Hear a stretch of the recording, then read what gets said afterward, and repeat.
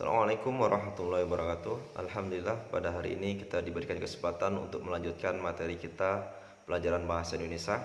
Saat ini kita menginjak pada bab yang kedua, yakni pembahasan tentang iklan, slogan, dan poster.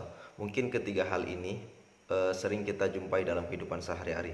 Baik saat kita membuka HP, saat melihat TV, atau saat di jalan, pasti ketiga hal ini sebenarnya sering kita jumpai.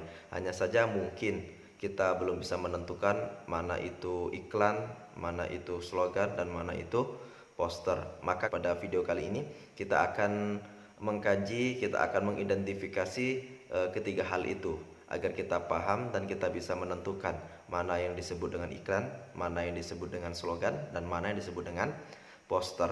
Jadi yang pertama iklan.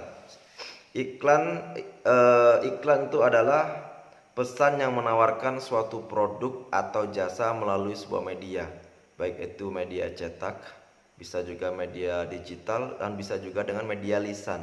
Jadi macam-macam medianya. Karena di sini disebutkan media, jadi medianya itu beragam. Bisa cetak, bisa digital, bisa juga dengan media lisan secara langsung, face to face. Jadi sekali lagi saya ulang, iklan itu pesan yang menawarkan suatu produk atau jasa melalui suatu media, itu iklan. Unsur-unsur iklan itu ada dua sebenarnya. Yang pertama deskriptif, jelas harus deskriptif, menjelaskan tentang produk yang ditawarkan. Yang kedua ada persuasif. Persuasif ini mempengaruhi orang lain agar dia tertarik dengan barang yang diiklankan atau barang jasa yang ditawarkan. Itu yang pertama, iklan. Yang kedua adalah slogan. Slogan adalah perkataan atau kalimat pendek yang menarik dan mudah diingat. Ini kata kuncinya, menarik dan mudah diingat, yang dipakai sebagai dasar pegangan hidup. Sekali lagi saya ulangi, perkataan atau kalimat pendek yang menarik dan mudah diingat, yang dipakai sebagai dasar pegangan hidup. Itu yang dimaksud dengan slogan. Jadi slogan itu biasa juga disebut dengan moto, makanya ada istilah moto hidup. Juga bisa disebut dengan semboyan. Kalau dalam buku ini disebutkan contoh slogan itu, kami menyebutnya teknologi yang mengerti Anda.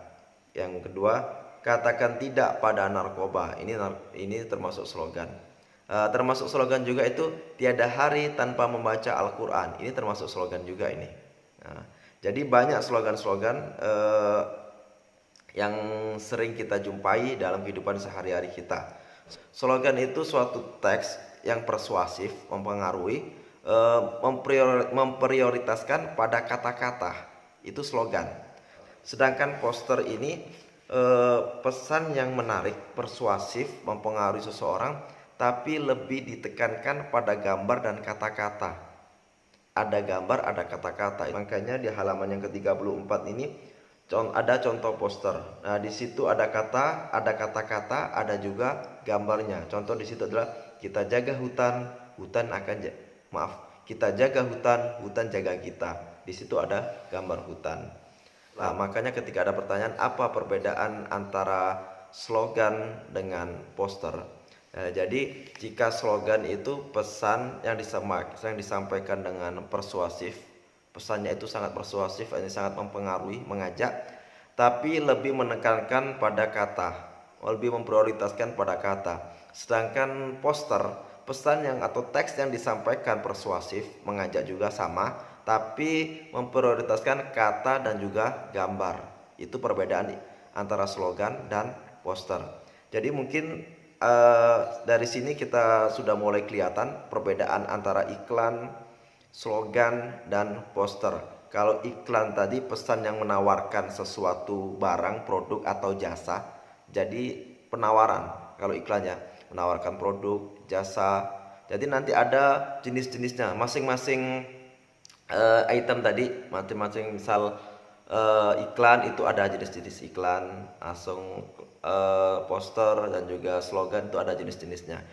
Oke, kita melanjutkan pada pembahasan selanjutnya, yakni tentang ciri-ciri teks iklan, slogan, dan poster.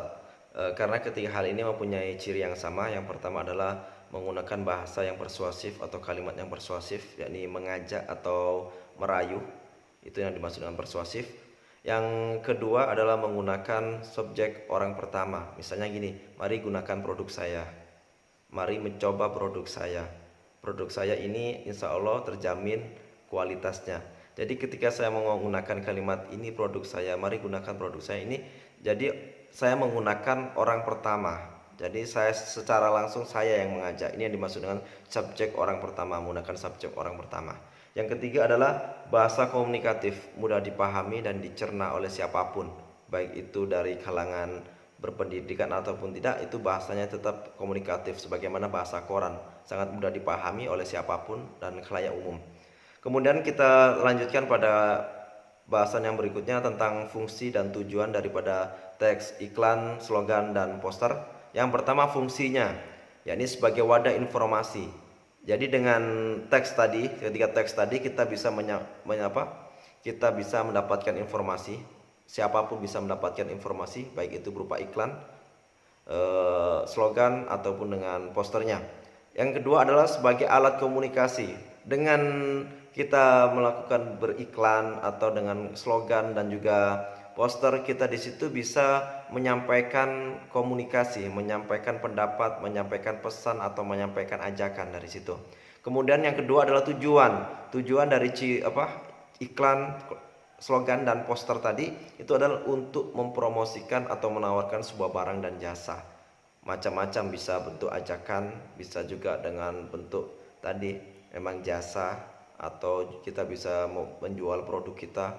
Jadi ada fungsi dan juga tujuan iklan, slogan, dan poster. Kemudian selanjutnya adalah pola penyajian teks iklan, slogan, dan poster. Yang pertama adalah kalimat pembuka yang menarik. Jadi kalimat pembukanya harus menarik. Misalnya gini, buku UN terbaik tentu Erlangga. Nah, misal seperti itu, kita sebutkan merek ya.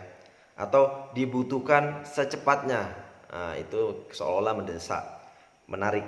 Yang kedua, judul iklan menyatakan produk atau jasa yang ditawarkan.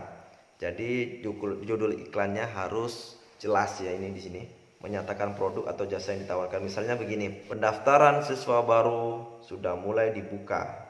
Nah, itu harus judul iklannya jelas, mewakili apa yang mau disampaikan. Yang berikutnya, informasi berisi keunggulan produk atau jasa yang dimaksud. Misalnya buku ini dilengkapi 5 paket soal tipe UN dan lembar jawaban komputer. Nah, jadi kita harus deskripsikan yang jelas tentang produk yang kita mau tawarkan atau tentang ajakan yang mau kita serukan. Kemudian ajakan yang menyatakan alasan mengapa harus memilih produk atau jasa yang dimaksud. Jadi kita sisipkan juga kenapa kita harus memilih produk ini, kenapa kita harus melakukan hal ini, kita harus sisipkan juga. Misalnya, ayo tunggu apa lagi. Nah, itu termasuk ajakan agar kita segera melakukan atau memiliki produk itu. Kemudian informasi pemasang iklan, misalnya toko atau pihak yang menjual produk atau jasa yang dimaksud. Informasi pemasang iklan ini penting. Jadi untuk apa kita beriklan kalau di situ kita tidak mencantumkan tentang informasi atau kontak orang yang memasang iklan tersebut? Apa gunanya ya? Kecuali itu poster umum, itu tidak perlu. Tapi kalau untuk iklan itu sangat penting. Jadi kita harus mencantumkan nama pemilik iklan tersebut atau kontak personnya agar dia bisa menghubungi ketika dia memerlukan barang tersebut atau memerlukan jasa tersebut. Kemudian selanjutnya pembahasan tentang pola penyajian slogan dan poster. Dua ini ya, bedakan ini. Ada perbedaan. Jadi iklan sudah kita bahas secara umum, yang persamaan secara umum antara iklan, slogan, dan poster. Saat ini kita akan membahas tentang pola penyajian slogan dan poster, kedua hal ini. Yang pertama, teks slogan selalu disajikan dengan satu kalimat ringkas, namun ada juga slogan yang disajikan hanya dengan satu kata. Jadi slogan itu disajikan dengan satu kalimat ringkas ya, slogan itu. Yang sebagaimana sudah saya katakan sebelumnya tadi, slogan itu lebih memprioritaskan pada kata-kata yang menarik dan mudah diingat. Kedua, poster disajikan dengan lebih bebas. Ada poster yang hanya berisi gambar atau simbol, ada poster yang hanya berisi teks besar-besar, ada pula poster yang menggabungkan gambar atau foto dengan teks.